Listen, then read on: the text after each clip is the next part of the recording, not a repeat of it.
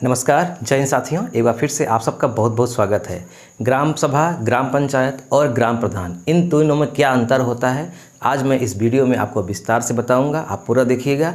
Panchayat series का ये तीसरा पार्ट है। पहले दो पार्ट अगर आपने नहीं देखे हैं तो इस वीडियो के डिस्क्रिप्शन में लिंक है, आप वहाँ से उसको देख सकते हैं। उसको देख लेंगे तो आपका बैकग्राउंड मजबूत हो जाएगा, अच्छे से बात समझ में आएगी।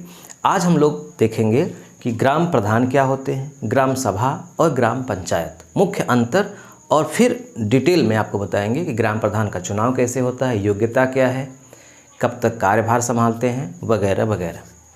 चलिए बात शुरू करते हैं। सबसे पहले ग्राम सभा एवं ग्राम पंचायत से। ग्राम सभा और ग्राम पंचायत, ये दोनों में मुख्य अंतर क्या है पहले ये जान लीजिए। एक गांव होता है, उस गांव में बहुत सारे लोग होते हैं।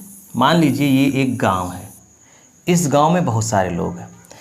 अब बहुत सारे लोग का मतलब होता है कि छोटा बच्चा भी है, जवान भी हैं और बुजुर्ग भी हैं। यानी तीन तरह के लोग हैं। एक तो हैं जो 18 वर्ष से कम हैं, 18 वर्ष से कम हैं। एक है जो 18 वर्ष से ज़्यादा हैं। एक हैं जो बुजुर्ग हैं, वो बुजुर्ग भी 18 वर्ष से ज़्यादा में आ जाएंगे। ये जो 18 वर्ष से ज़्यादा के लोग हैं और जिनका निर्वाचन सूची में नाम है, यानी जो गांव की मतदाता सूची है, एक गांव होता है, उस गांव की एक मतदाता सूची होती है, उस सूची में लोगों का नाम होता है। जब चुनाव होता है तो वही लोग वोटिंग करने जाते हैं। जिनका नाम उस मतदाता सूची में नहीं होता वो वोटिंग करने नहीं जाते। और नाम होता किसका है? जिसकी उम्र 18 वर्ष से ज़्यादा है, वो चाहे महिला हो चाहे पुरुष हो, चाहे वो उस गांव में विवाह करके आई हो या चाहे उस गांव की पैदा हुई लड़की हो या लड़का हो, जो भी। तो 18 वर्ष से ज़्यादा जिसकी भी उम्र है और मतदाता सूची में जिसका नाम है वो आता है ग्राम सभा में। यानी कह सकते हैं कि मतदाता सूची में शामिल लोग जितने भी लोग मतदाता सूची में शामिल हैं, 1000, 1500, 2000, उन सब को सम्मिलित रूप से ग्राम सभा कहा जाता है।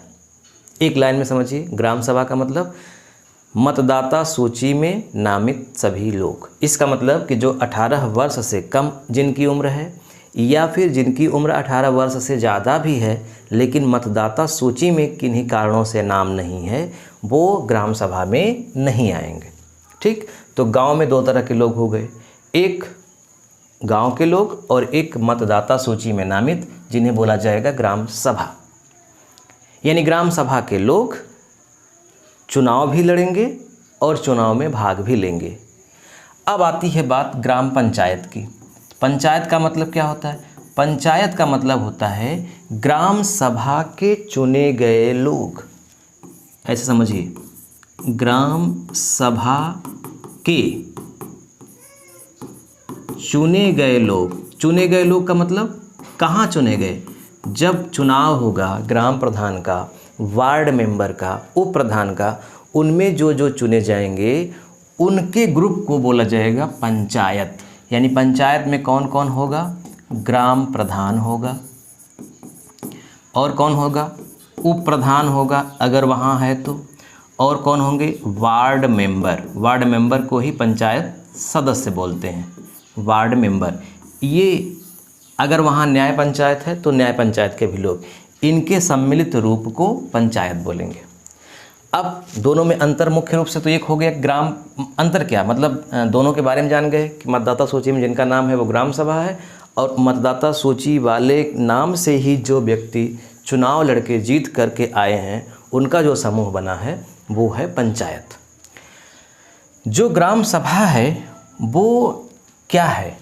वह एक मालिक के तौर पे काम करती है, और जो पंचायत है वो क्या है? एक कार्यकारी निकाय, यानी कि काम करने वाली निकाय, काम करती है। यानी ये मालिक है, यानी काम कराने वाली संस्था, काम कराने वाली संस्था।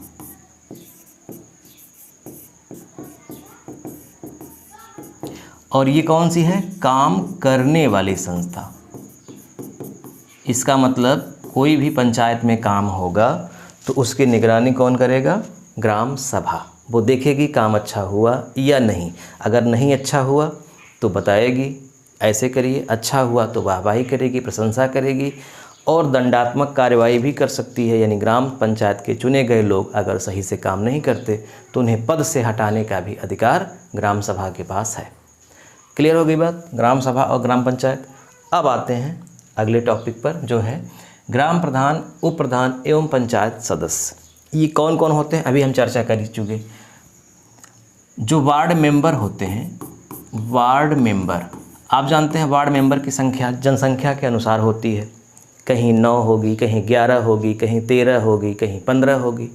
अगर मान लीजिए किसी गांव में 1000 लोग हैं, 1000 से कम अगर रहेंगे तो वो गांव बनेगा ही नहीं, ग्राम सभा वो बनेगी नहीं। ग्राम सभा का मतलब होता है कि मतदाता सूची में कम से कम 1000 लोगों का नाम हो। तो 1000 अगर हैं तो वहाँ पे वार्ड मेंबर की संख्या 9 होगी। इसी तरह से अगर 2000 हैं तो 11 हो जाएगी। इसी तरह से और आगे बढ़ेंगे तो 13 होगी, 15 होगी, फिर उसके बाद 15 प्लस होगी, यानी कि 3000, 4000, 5000 के बाद इस तरह से। तो लिख सकते हैं 3000, 4000 और 5000 के ऊपर। अब 9 है। अब इन्हीं 9 में से कभी कभी एक व्यक्ति ग्राम प्रधान बनता है किसी किसी राज्य में, और किसी किसी राज्य में इन 9 के अलावा एक अलग से चुनाव होता है व्यक्ति का, वो ग्राम प्रधान बनता है। तो 1 + 9 यानी कि कम से कम 10 लोग पंचायत में होंगे ही, 10 लोग, एक ग्राम प्रधान और 9 वार्ड मेंबर। मैं इसको और डिटेल में आपको बताऊंगा, बहुत विस्तार से बताऊंगा। अभी मैं संक्षिप्त में आपको समझा रहा हूं ग्राम प्रधान क्या होते हैं और पंचायत सदस्य कौन होते हैं। तो ये पंचायत सदस्य हैं जिन्हें हम वार्ड मेंबर बोलते हैं, और कभी कभी उप प्रधान का भी पद सृजित किया जाता है। जैसे आप देखे होंगे हमारे यहाँ प्रधानमंत्री होते हैं, कभी कभी उप प्रधानमंत्री भी बनते हैं। जैसे आप देखेंगे मुख्यमंत्री बनते हैं, कभी कभी उप मुख्यमंत्री भी बनते हैं। जैसे इस समय उत्तर प्रदेश में मुख्यमंत्री का पद है और 2 उप मुख्यमंत्री का पद है। तो वो ज़रूरत के हिसाब, समय के हिसाब से बनाए जाते हैं, नहीं भी बनाए जाते। तो वो राज्यों पर निर्भर करता है। वहाँ के जो गांव के जिनका काम सौंपा गया है, जो अधिकारी हैं, DRDO हैं, उनको जिम्मेदारी सौंपी जाती है कि वो वहाँ उप प्रधान रखेंगे या नहीं रखेंगे। या फिर कभी ग्राम प्रधान मान लीजिए काम करते ही किसी कारण से वो काम करने में सक्षम नहीं है, बीमार हो गया, दिवालिया हो गया, या कुछ महीने के लिए उसे सजा ही हो गई, तो ऐसे समय में उप प्रधान का काम करता है। मैं बता रहा हूँ आपको बार बार कि मैं आपको बहुत डिटेल में पढ़ाऊँगा। अभी मेरा केवल एक डेमो क्लास है ये। ग्राम प्रधान का चुनाव लड़ने की पात्रता। अब यहाँ समझिए ध्यान से। अब यहाँ पे जो ग्राम प्रधान का चुनाव लड़ने की पात्रता है, तो यहाँ ग्राम प्रधान का मतलब सिर्फ ग्राम प्रधान नहीं, वार्ड मेंबर भी है। तो आप जब भी मैं ग्राम प्रधान का नाम लूँगा आप समझ जाइएगा कि पूरे पंचायत के सदस्यों की बात हो रही है। पात्रता क्या है? पहली पात्रता ये है कि वो भारत के नागरिक हों, भारतीय नागरिक। यानी कोई भी बाहर का व्यक्ति अगर यहाँ घूमने आया है तो वो चुनाव नहीं लड़ सकता। हाँ, वो चुनाव तब लड़ सकता है जब वो यहाँ का नागरिक बन जाए, किसी गांव का निवासी हो जाए, तो उस गांव में वो चुनाव लड़ सकता है। तो पहली शर्त ये है कि वह भारत का नागरिक हो। दूसरी शर्त ये है कि उसकी जो उम्र है वह 21 वर्ष से ज़्यादा हो, यानी 21 वर्ष का वो हो गया हो। जिस दिन नामांकन हो उस दिन उसकी उम्र 21 वर्ष पूरी हो गई हो। 21 वर्ष से लेकर के अधिकतम कितनी है इसकी सीमा नहीं है। जब तक व्यक्ति सक्षम है, कार्य कर सकता है, उसकी उम्र चाहे 90 साल ही क्यों न हो, 95 साल ही क्यों न हो, अगर उसका दिमाग, शरीर काम कर रहा है तो वो चुनाव लड़ सकता है, उसको कोई नहीं रोक सकता। तो मिनिमम उम्र है 21 वर्ष, और ये 21 वर्ष सभी के लिए है। सभी के लिए मतलब महिला है तो महिला भी, पुरुष है पुरुष भी, महिला पुरुष दोनों। इसी तरह से अगर वर्ग में आएंगे तो सामान्य है यानी कि जनरल है तो भी, OBC है तो भी, और SC या ST हैं तो भी। अब इसी तरह से एक और जेंडर जुड़ गया है, थर्ड जेंडर जिसको बोलते हैं, है ना, थर्ड जेंडर वाला भी, वो भी, उसकी भी उम्र इतनी ही होनी चाहिए। यानी 21 वर्ष से पहले कोई भी चुनाव नहीं लड़ सकता। ये पात्रता है। इसके अलावा और ये पात्रता है कि उस व्यक्ति को कोई सज़ा न हुई हो, या सज़ा से पहले समझिए कि वह दिवालिया न हो। दिवालिया शब्द बैंक के लिए इस्तेमाल होता है। जैसे कोई लोन ले लेता है और वो चुका नहीं पाता तो बैंक उसको दिवालिया घोषित कर देती है, यानी अब इसके पास कुछ नहीं है, इस पर भरोसा नहीं किया जा सकता, किसी संस्था द्वारा डिफ़ाल्टर हो गया, वो दिवालिया। तो अगर ऐसी स्थिति आ गई है, दिवालिया ही घोषित हो गया है वो, तो वो चुनाव नहीं लड़ सकता, यानी दिवालिया ना हो। अब इसके अलावा 2 वर्ष से ज़्यादा, ध्यान समझिएगा, बहुत टेक्निकल बात, 2 वर्ष से ज़्यादा सज़ा न पाया हो, सज़ा न पाया हो, ये बहुत टेक्निकल बात है। 2 वर्ष से ज़्यादा सज़ा न पाया हो, इसका मतलब है, मैं आपको समझाता हूँ। पहले आप लिख लीजिए 2 वर्ष प्लस 6 वर्ष बराबर 8 वर्ष। ये क्या है? जैसे कोई भी व्यक्ति कोई भी गलत काम किया, क्रिमिनल मतलब किसी को मार दिया या धोखा दिया या कुछ भी ऐसा किया, और उसको अदालत ने, चाहे वो सेशन न्यायालय हो, चाहे हाई कोर्ट हो, चाहे जो भी हो, अगर उसको कम से कम 2 साल की सज़ा मिल गई तो वह 2 साल की सज़ा के दरमियान तो चुनाव लड़ नहीं पाएगा क्योंकि जेल रहेगा, तो क्लियर है। लेकिन उसके बाद भी जब वो छूट जाएगा तो उसके बाद भी अगले 6 वर्ष तक वो चुनाव नहीं लड़ पाएगा। जैसे अगर किसी को सज़ा हो जाए 2025 में और 2027 तक वो जेल में रहे, फिर निकल के आए, तो 2027 में चुनाव नहीं लड़ सकता। 7, 6, 13, 2033 के बाद ही वो चुनाव लड़ सकता है। अगर किसी को 2 वर्ष से कम की सज़ा हुई है, 1 वर्ष, 1.5 वर्ष, मतलब 2 वर्ष से 1 भी दिन की कम सज़ा हुई है, तो वह सज़ा प्राप्त करने के बाद तुरंत चुनाव लड़ सकता है, 6 वर्ष वेट नहीं करना पड़ेगा। अगर मान लीजिए उसको हाई कोर्ट या जिला न्यायालय ने उसको 2 वर्ष की सज़ा सुना दी और वो तुरंत हाई कोर्ट में अपील दायर कर दिया उसके खिलाफ़, और हाई कोर्ट में अपील उसकी मंजूर हो गई, तो इस स्थिति में उसको दोषी नहीं ठहराया गया है हाई कोर्ट द्वारा, तो इस स्थिति में वो अस्थायी रूप से चुनाव लड़ सकता है, उसे नहीं रोका जाएगा। इसलिए भले उसे सेशन कोर्ट ने सज़ा सुनाई है, लेकिन उसकी अपील हाई कोर्ट ने सुन ली है और अभी हाई कोर्ट ने फैसला नहीं सुनाया है, इस स्थिति में वो चुनाव लड़ सकता है। अगर हाई कोर्ट ने उसकी अपील को ना मंजूर कर दिया, तब तो जिला न्यायालय ने उसको सज़ा सुनाई ही है, तब वो चुनाव नहीं लड़ पाएगा। हाई कोर्ट ने भी फैसला सुना दिया, बरी हो गया तो चुनाव लड़ेगा, नहीं बरी है तो 2 वर्ष का वो सज़ा काटेगा, फिर लौट के आएगा तो 6 वर्ष और उसको रुकना पड़ेगा, तब उसके बाद वो चुनाव लड़ेगा। ये टेक्निकल बात आप समझ गए, 2 वर्ष से कम। अब मान लीजिए किसी को 6 महीने की सज़ा हुई है, सज़ा काट चुका है, 2 महीने की सज़ा हुई है, काट चुका है, तो भी वो चुनाव लड़ सकता है, कोई दिक्कत नहीं है। इतनी बात सब समझ गए, प्रधान का चुनाव लड़ने की पात्रता क्या है।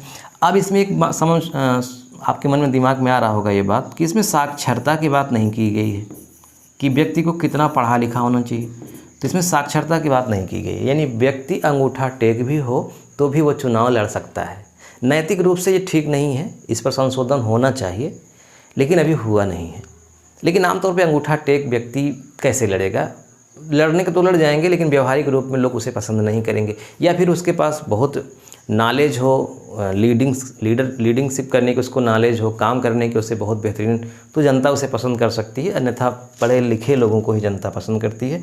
लेकिन फिलहाल हमारा जो पंचायती राज अधिनियम है 1947 का उत्तर प्रदेश का, जिसमें पूरी नियमावली लिखी गई है पंचायत के लिए, उसमें अभी इसका जिक्र नहीं है कि कितनी योग्यता होनी चाहिए, योग्यता होनी भी चाहिए या नहीं।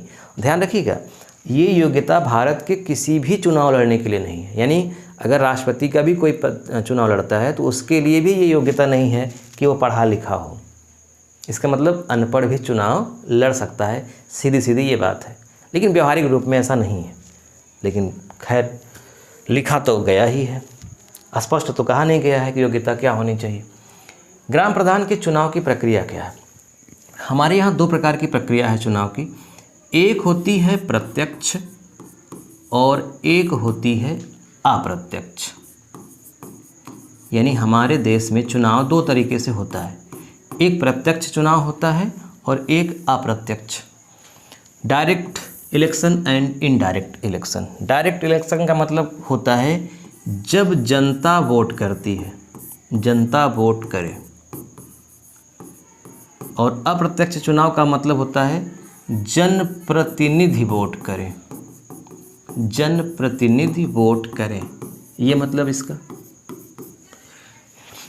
जनता वोट करे। जैसे मान लीजिए ग्राम प्रधान का चुनाव हो रहा है, मान लीजिए विधायक का चुनाव हो रहा है, हाँ विधायक, मान लीजिए सांसद का चुनाव हो रहा है। सांसद में भी दो तरह के होते हैं, एक राज्यसभा के होते हैं, एक लोकसभा के। तो मान लीजिए लोकसभा के सांसद हैं, लोकसभा सांसद, और विधायक यानी विधानसभा सदस्य। तो इनको भारत की जनता वोट करती है, वही जनता जिसकी उम्र 18 वर्ष से ज़्यादा हो गई है वो वोट करती है। तो जब 18 वर्ष से अधिक उम्र के वे लोग जिनकी मतदाता सूची में नाम है, वो सारे लोग जिनको वोटिंग करके चुनाव जिताते हैं या हराते हैं, उस चुनाव प्रक्रिया को प्रत्यक्ष चुनाव कहा जाता है, यानी कि सीधे जनता वोट कर रही है।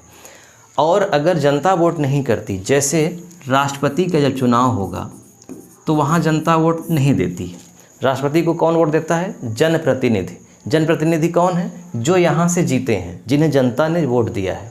जनता ने किनको वोट दिया है? जनता ने वोट दिया है, ऐसे समझिए, ये है जनता। जनता ने वोट दिया है किसको? विधायक को या सांसद को। ये हो गए विधायक, जनप्रतिनिधि। अब ये विधायक वोट देंगे राष्ट्रपति को और सांसद भी वोट देंगे राष्ट्रपति को।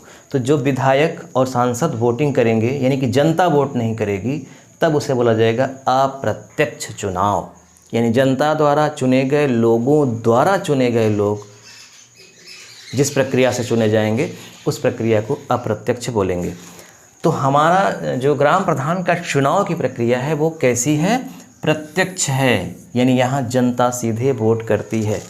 अब मैं आपको यहीं पे बता देता हूँ, जो हमारी पंचायती राज व्यवस्था है उसके 3 लेयर हैं। 3 लेयर है ना। सबसे निचला लेयर क्या है? ग्राम पंचायत। सबसे निचले स्तर पर ग्राम पंचायत है, एक गांव के लिए, या एक से अधिक गांव हैं तो छोटे छोटे मोहल्ले बनते हैं, बाकी ग्राम एक ही है। तो ग्राम पंचायत का जो चुनाव होता है वो होता है प्रत्यक्ष। तो ग्राम पंचायत में कौन होगा? ग्राम प्रधान होगा। ग्राम प्रधान प्लस मेंबर, यानी कि सदस्य। और इन दोनों का जो चुनाव है वो कैसा चुनाव है? प्रत्यक्ष चुनाव है। जनता सदस्य भी चुनती है और जनता ही ग्राम प्रधान को भी चुनती है। इसके ऊपर जब हम चलेंगे, क्षेत्र पंचायत, ब्लॉक स्तर पर क्षेत्र पंचायत। क्षेत्र पंचायत के भी बारे में आपको बहुत विस्तार से बताऊंगा, घबराने की ज़रूरत नहीं है। अभी तो आप केवल एक देख रहे हैं डेमो के रूप में कि हमें पढ़ना क्या क्या है। क्षेत्र पंचायत, क्षेत्र पंचायत में भी 2 लोग होंगे। एक होंगे क्षेत्र पंचायत के सदस्य जिन्हें बोलेंगे वीडीसी, और एक होंगे ब्लॉक प्रमुख, यानी इनके अध्यक्ष, उनको बोलते हैं ब्लॉक प्रमुख। जो सदस्य हैं उन्हें जनता सीधे वोट करती है, तो सदस्य का चुनाव होता है प्रत्यक्ष। लेकिन जो ब्लॉक प्रमुख हैं इनका चुनाव होता है अप्रत्यक्ष। इन्हें जनता नहीं चुनती, इन्हें चुनते हैं ये सदस्य। जनता ने सदस्य को चुना, अब सदस्य अपने में से ही किसी व्यक्ति को ब्लॉक प्रमुख चुन लेंगे वोट करके। तो ब्लॉक प्रमुख का चुनाव कैसे होगा? अप्रत्यक्ष होता है। इसके ऊपर जाएंगे तो जिला पंचायत आता है, जिला स्तर पर जिला पंचायत। ध्यान रखिएगा, जिला पंचायत शहर के लिए नहीं है, ये सब तीनों गांव के लिए हैं। ये तीनों संस्थाएं गांव में ही काम करती हैं। एक गांव, क्षेत्र पंचायत मतलब कई गांव, जिला पंचायत मतलब उस जिले के पूरे गांव। तो जिला पंचायत में भी कौन से होंगे? जिला पंचायत सदस्य होंगे और जिला पंचायत अध्यक्ष होंगे। जिला पंचायत अध्यक्ष, जो सदस्य हैं इनका भी चुनाव प्रत्यक्ष होता है, जनता सीधे वोट करती है। यानी वही जनता जिसने ग्राम प्रधान को वोट दिया, सदस्य को वोट दिया, वही जनता बीडीसी को वोट दिया, वही जनता सदस्य को भी वोट दिया। और ये तीनों लगभग एक समय ही होते हैं, यानी एक व्यक्ति जब वोट देने जाएगा तो 4 लोगों को वोट देगा। अगर सदस्य का चुनाव तत्काल में नहीं हो रहा है, बाद में होगा, तो कम से कम 3 लोगों को वोट देता है वो, बीडीसी, प्रधान और जिला पंचायत सदस्य। और ये जो अध्यक्ष हैं इनका चुनाव कैसे होता है? अप्रत्यक्ष। तो यानी पंचायत सीरीज में ये 2 पद ऐसे हैं जो अप्रत्यक्ष होता है चुनाव, अध्यक्ष जिला पंचायत के और ब्लॉक प्रमुख का। बाकी सबका होता है प्रत्यक्ष। तो ये जो ग्राम प्रधान के चुनाव की प्रक्रिया है वो कैसी है? प्रत्यक्ष चुनाव प्रक्रिया है। और इसमें भाग कौन लेता है? जो मतदाता सूची बनी है। अब आप समझिए, हमारे यहाँ जो मतदाता सूची होती है वो 2 प्रकार की होती है। मतदाता सूची 2 प्रकार की। एक होती है सामान्य मतदाता सूची, सामान्य मतदाता सूची।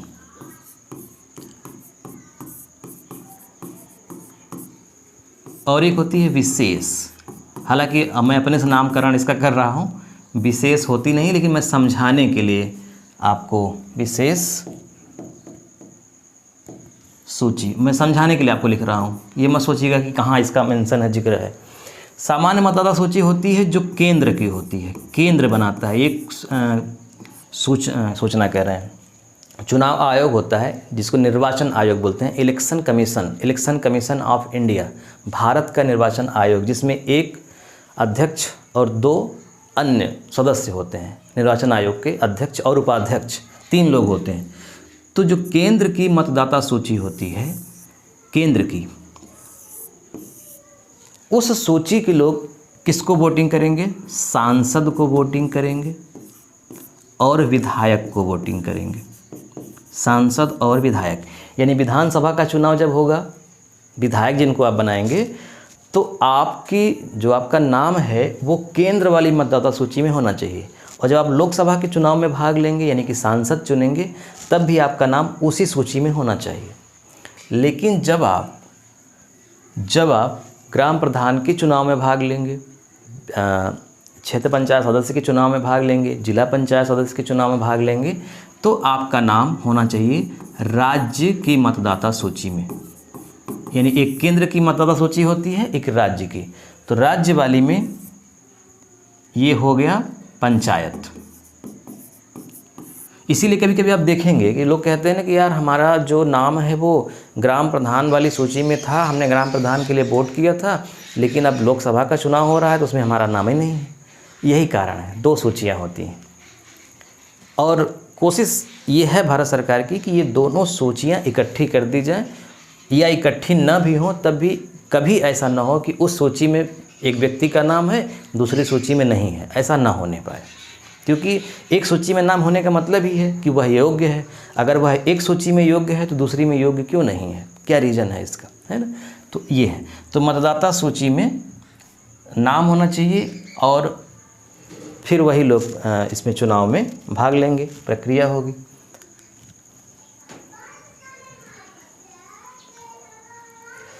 जब चुनाव हो जाता है तो एक सिस्टम के तहत लगभग 15 दिन के भीतर शपथ ग्रहण कार्यक्रम होता है, ग्राम प्रधान का और वार्ड मेंबरों का बुलाया जाता है। कौन बुलाता है? जो क्षेत्र में जो बीडीओ होते हैं, ब्लॉक डेवलपमेंट ऑफिसर, बीडीओ या डीआरडीओ जो जिला के अधिकारी होते हैं, या फिर एसडीएम, या फिर इनकी देख रेख में कोई अधिकारी नियुक्त किया जाता है। और बीआरसी में या ब्लॉक पंचायत का जो ऑफिस है, कार्यालय, वहाँ पे बुलाया जाएगा, या पंचायत भवन में बुलाया जाएगा, या कोई विशेष स्थान निर्धारित किया जाएगा। वहाँ एक विशेष तारीख को सारे लोग इकट्ठे होंगे और उनको जो है शपथ ग्रहण होगा। और शपथ ग्रहण में कुछ बोलना पड़ता है। बोलेंगे मैं, यानी अपना नाम लेंगे। जैसे मैं, अपना नाम है राजेश कुमार, तो मैं राजेश कुमार ईश्वर की शपथ लेता हूँ, सत्य निष्ठा से प्रतिज्ञा करता हूँ कि मैं भारत के संविधान के प्रति सच्ची श्रद्धा और निष्ठा रखूँगा, ग्राम पंचायत के प्रधान पद के कर्तव्यों का श्रद्धापूर्वक निर्वहन करूँगा और सभी प्रकार के लोगों के प्रति भय या पक्षपात, स्नेह या द्वेष के बिना संविधान और कानून के अनुसार कार्य करूँगा। ऐसा एक शपथ ग्रहण समारोह होता है। फिर उसके बाद उनको एक सर्टिफिकेट दिया जाता है और वहीं से फिर वो अपना काम करना शुरू कर देते हैं। कभी कभी बिना शपथ ग्रहण के भी काम लोग शुरू कर देते हैं, लेकिन जनरल प्रथा ये है कि शपथ ग्रहण समारोह होना चाहिए। अब आते हैं ग्राम प्रधान के कार्यकाल में। ग्राम प्रधान का कार्यकाल होता है 5 वर्ष का। 5 वर्ष। जिस दिन शपथ ग्रहण होगा उस दिन से 5 वर्ष तक के लिए वह व्यक्ति आधिकारिक रूप से योग्य है उस गांव का भला करने के लिए, काम करने के लिए। लेकिन पंचायत को भंग भी किया जा सकता है, भंग भी किया जा सकता है। जैसे अगर प्रधान के ऊपर मुकदमा हो जाए, मारपीट का या किसी और का मुकदमा हो जाए और उसको अदालत 2 वर्ष की सज़ा सुना दे, तो जब 2 वर्ष की उसे सज़ा मिल गई तो फिर वहाँ से वो ग्राम प्रधान के पद से हटना पड़ेगा। हाँ, तत्काल में मान लीजिए ग्राम प्रधान का पद है, कोई FIR कर देता है तो सिर्फ FIR कर देने से या कोई आक्षेप लगा देने से उसको पद से नहीं हटाया जाएगा, जब तक उसे कोर्ट कम से कम 2 वर्ष की सज़ा न सुना दे। 6 महीने की भी अगर सज़ा सुना देती है, 6 माह या 6 माह से ज़्यादा या 2 वर्ष से ज़्यादा, तो 2 वर्ष का तो ठीक है, वो तो चुनाव ही नहीं लड़ पाएगा व्यक्ति। अगर ग्राम प्रधान के पद पर वो व्यक्ति है और उसके नाम FIR हो जाता है और FIR के बाद कोर्ट ये पाती है कि ये दोषी है और उसे 6 माह से अधिक की सज़ा सुना दी जाती है, 6 माह प्लस 6 माह या 6 माह से अधिक, तो ग्राम प्रधान को पद से अनिवार्य रूप से हटना पड़ता है।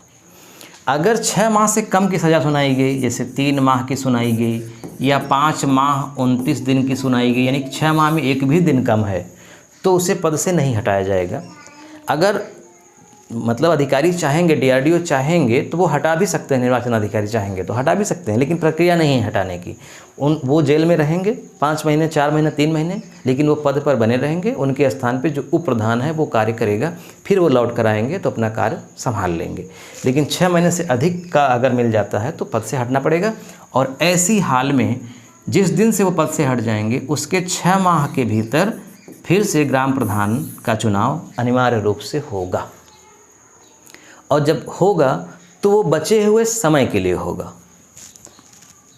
बचे हुए समय मतलब जैसे मान लीजिए 2025 में एक ग्राम पंचायत का गठन हुआ, अब ये 2030 तक चलेगी।